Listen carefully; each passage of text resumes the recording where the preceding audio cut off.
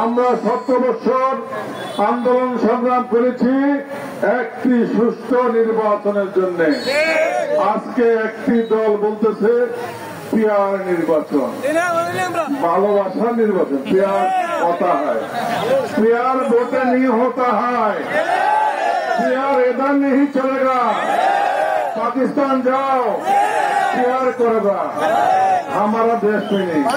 শুধু নেতৃত্ব ইন্ডিয়া গেছে দাদার কাছে, তোমরা পিয়ারে নির্বাচন, পাকিস্তান যাও। বাংলাদেশ আমাদের, এই মুক্তিযোদ্ধার বাংলাদেশ, শহীদ রাষ্ট্রপতি বাংলাদেশ। এখানে কোন অপশক্তি যা বা স্থান হবে না।